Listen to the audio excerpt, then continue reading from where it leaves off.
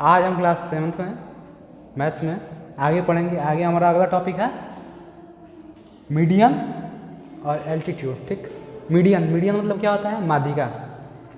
पहले जानेंगे मीडियन क्या होता है। तो आप लोग सभी लोग ट्रायंगल के बारे में पढ़ चुके हैं। मान लो कि ये एक ट्रायंगल है। ठीक, ये हमारा एक ट्रायंगल है ए बी सी। ठीक, ट्रायंगल ए बी सी है। ट्रायंगल ए बी सी में मीडियन हमारा क्या होगा? तो देखिए, बेस हमारा बी सी है, ये हमारा बेस है।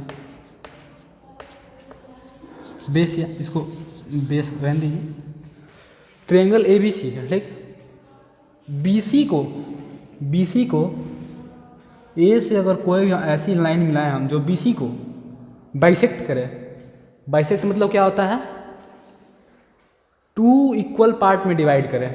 ठीक, ए से हम क्या एक लाइन खींचे हैं और यहाँ पे एक डी पॉइंट मान लो और ए डी को मिला दिए। ठीक, यहाँ पे बी सी पे एक ऐसा डी पॉइंट है जहाँ पर जो डी पॉइंट है जो बी सी को दो इक्वल पार्ट में डिवाइड करता हो। ठीक, तो मान लो कि ये हमारा डी पॉइंट हो गया। तो ये जो हमारा बी डी मान लो यहाँ पे 2 सेंटीमीटर का है, तो डी सी भी हमारा 2 सेंटीमीटर का। ठीक, मान लो पहले जो बी सी था तुम्हारा 4 सेंटीमीटर का था, पूरा बी सी हो। ठीक, इस पे एक हमने ऐसा पॉइंट डी खोजा जो कि डी से इधर मतलब बी डी और डी सी, जो बी सी को दो इक्वल पार्ट में डिवाइड कर रहा है। ठीक, ये हमारा जो पॉइंट डी है बी सी को दो इक्वल पार्ट में डिवाइड कर रहा है। तो डी को ए से मिलाने वाली रेखा मतलब the line which meet point A to D is called median. तो इस रेखा को हम क्या बोलते हैं? मीडियन बोलते हैं। ठीक, मीडियन गिनने में माध्यिका कहते हैं, माध्यिका। ठीक, मीडियन क्या होता है? मीडियन ऐसी एक रेखा होती है जो ट्रायंगल के किसी साइड को दो इक्वल पार्ट में डिवाइड करती है। ठीक, तो हमारा ए से इधर खींच दिए तो ए डी मीडियन हो गया। अब मान लो कि ए सी पे कोई एफ पॉइंट है जो ए सी को दो इक्वल पार्ट में डिवाइड कर रहा है, और यहाँ से बी से अगर इसको मिला दिए तो हमारा जो बी एफ है ये भी क्या हो गया? मीडियन हो गया। ठीक, आप लोग ध्यान से देखेंगे तो बी ए भी हमारा क्या हो गया? मीडियन हो गया। अब मान लो कि ये हमारा ए बी साइड है, इस पे कोई पॉइंट जी है जो ए बी को दो इक्वल पार्ट में डिवाइड कर रहा है। ठीक, मीडियन की प्रॉपर्टी क्या होती है? वो किसी भी लाइन को दो इक्वल पार्ट में डिवाइड करेगा। ठीक, तो हमारा जी पॉइंट जो था, जी पॉइंट क्या कर रहा था? ए बी को दो इक्वल पार्ट में डिवाइड कर रहा था। अब यहाँ सी से हम मिला दिए, सी से जब मिला दिए तो क्या हो गया? हमारा जी सी एक और मीडियन हो गया। यानी कि एक ट्रायंगल में मैक्सिमम कितने मीडियन हो सकते हैं? 3 मीडियन हो सकते हैं। एक ट्रायंगल में मैक्सिमम 3 मीडियन हो सकते हैं। ठीक, तो देखो, एक मीडियन हमारा जी सी हो गया, एक मीडियन हमारा ए डी हो गया, एक मीडियन हमारा बी एफ हो गया। ठीक, तो मीडियन की प्रॉपर्टी क्या है? आप लोग यहाँ ध्यान से देखेंगे। मीडियन एक ऐसी रेखा है जो किसी साइड पे खींची जाती है और उस साइड को इक्वली 2 पार्ट में डिवाइड करती है। ठीक, यानी कि जो ए डी है बी सी को दो इक्वल पार्ट में डिवाइड कर रहा है, और दो इक्वल पार्ट कौन सा है? एक बी डी है और एक सी डी है। ठीक, इधर ए जी और बी जी, इधर ए एफ और सी एफ। ठीक, ये हमारा हो गया मीडियन। अब एल्टीट्यूड क्या होता है? एल्टीट्यूड क्या होता है? तो किसी ट्रायंगल में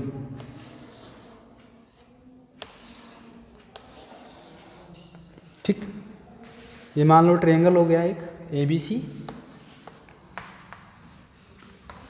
ठीक, और यहाँ ए वर्टेक्स से हम बी सी पे कोई भी परपेंडिकुलर लाइन अगर ड्रा करते हैं तो हमारा क्या होता है, वो एल्टीट्यूड होता है। Altitude is the perpendicular length drawn from any vertex of triangle on it's opposite side. ठीक, ये हमारा ट्रायंगल का वर्टेक्स, ये हमारा उसकी अपोजिट उसकी उल्टी भुजा।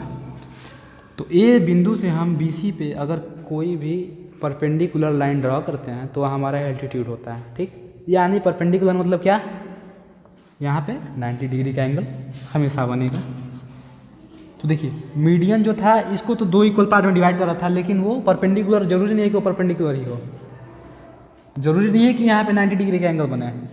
यहाँ पे कितना भी, यहाँ पे 60, 70, 80, 110, कभी 90 का भी बन सकता है, लेकिन यहाँ जो है एंगल हमेशा 90 डिग्री का बनेगा। ठीक, यहाँ पे जो एंगल है हमेशा 90 डिग्री का बनेगा, और इसमें हमेशा जो एंगल है जरूरी नहीं है कि 90 डिग्री का बने। यहाँ पे ये जरूरी है कि जिस साइड पे मीडियन है वो उस साइड को इक्वल 2 पार्ट में डिवाइड करेगा, लेकिन एल्टीट्यूड में वो नहीं है। एल्टीट्यूड में क्या है, वो जरूरी नहीं है कि इक्वल पार्ट में डिवाइड करे, हाँ, लेकिन ये जरूरी है कि वो राइट एंगल फॉर्म करे। ठीक, तो ये आप लोग समझ गए मीडियन और altitude.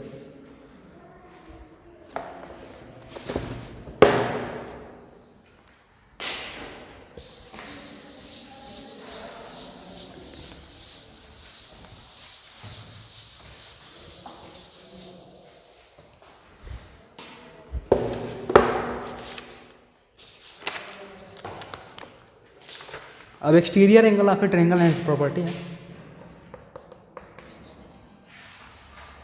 Exterior angle of triangle and its properties. ठीक,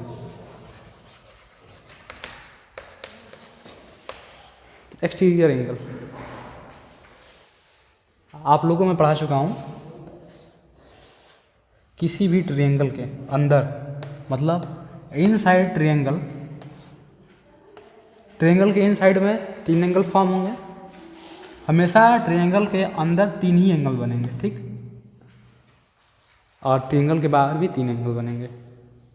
तो exterior angle of triangle and it's property में देखिए, अगर ये मान लो कि तुम्हारा BC एक लाइन था। ठीक, BC को हमने एक्सटेंड कर दिया, मतलब क्या, BC को आगे बढ़ा दिया या इसको D तक बढ़ा दिया। ठीक, अब देखो यहाँ पे एक एंगल और बन रहा है ना, ACD बन रहा है कि नहीं, एंगल की प्रॉपर्टी सेटिस्फाई हो रही है ना, कॉमन इनिशियल पॉइंट। ठीक, और 2 रेज हो गया पे, AC और CD 2 रेज हो गया, और कॉमन इनिशियल पॉइंट हमारा यहाँ क्या बन गया, एंगल बन गया।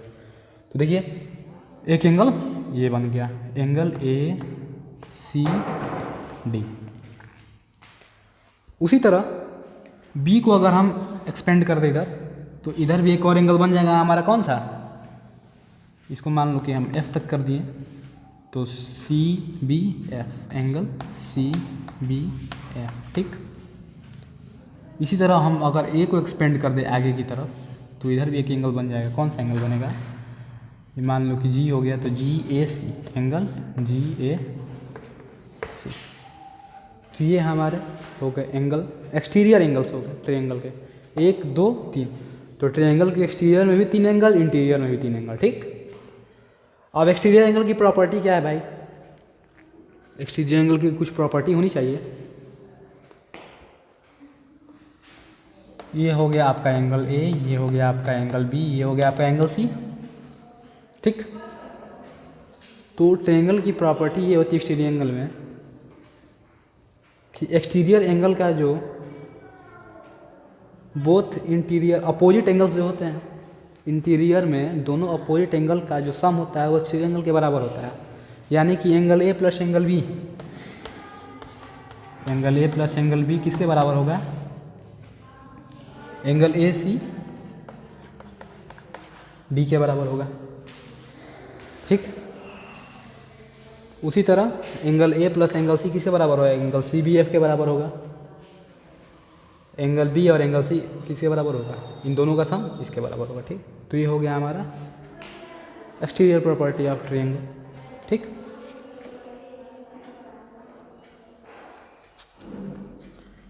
अब यहाँ पे कुछ और प्रॉपर्टीज हैं। देखिए, अगर मान लीजिए कि एक ट्रायंगल है, एग्जांपल देखिए, कह रहा है कि हम इसको एक्सपेंड कर दिए, ए बी सी था, इसको डी तक एक्सपेंड कर दिया, angle A 60 degree, angle C 60 degree, और कह दिया कि आप बताइए एंगल ए सी डी का मेजर। ठीक, तो हमने तो प्रॉपर्टी में पढ़ा था कि ये एंगल और इस एंगल का जो सम होगा इसके बराबर होगा। ठीक, लेकिन इसमें ये एंगल और यही एंगल दिया है, इसको मान लो कि हम 60 ना करें, इसको कितने कर दें, इसको हम कर दें 70। अब ये एंगल और ये एंगल दिया गया है, ये आपको एंगल भी दिया गया नहीं है, और आप जानते हैं कि ये आपका जो एक्सटीरियर एंगल है, एक्सटीरियर एंगल दोनों अपोजिट एंगल के सम के बराबर होगा, मतलब एंगल ए और एंगल बी के सम के बराबर होगा। ठीक, तो यहाँ पे एक और आप दिमाग लगा सकते हैं, क्या, B C D is a straight line, B C D ये क्या है, सीधी रेखा है, ए सी इज अ ट्रांसवर्सल, ए सी क्या है, ट्रांसवर्सल। तो यहाँ पे आप लोगों को पहले बता चुका हूँ मैं, स्ट्रेट लाइन पे अगर कोई भी हम ट्रांसवर्सल से ड्रा करते हैं, इंटरसेक्शन अगर किसी भी लाइन का इंटरसेक्शन करते हैं आप किसी लाइन पे, तो वहाँ पे क्या होता है, लीनियर पेयर एंगल फॉर्म होता है। यानी कि ये मान लो कि अगर तुम्हारा x है और ये तुम्हारा y है, तो दोनों का सम किसके बराबर होगा, 180 डिग्री के बराबर होगा, यानी कि x + y बराबर 180 डिग्री होगा। तो ठीक वही काम यहाँ पे करना है हमको। ये तुम्हारा B D is straight line, A C transversal, then ये एंगल और ये एंगल दोनों का सम कितना होगा, 180 डिग्री होगा। तो तुम लोग यहाँ से भी निकाल सकते हो 110 डिग्री। ठीक, या एक एंगल ये है, एक एंगल ये है एंगल का, तो तीसरा एंगल भी फाइंड कर सकते हो आप लोग 50 डिग्री, और उसके बाद यहाँ पे भी सम करके निकाल सकते हो। ठीक है, तो इसको नोट करिए, इसको नोट कर लीजिए आप लोग, इट्स ओके। अब हम अगले क्लास में पढ़ेंगे इसके आगे। ठीक है, थैंक यू।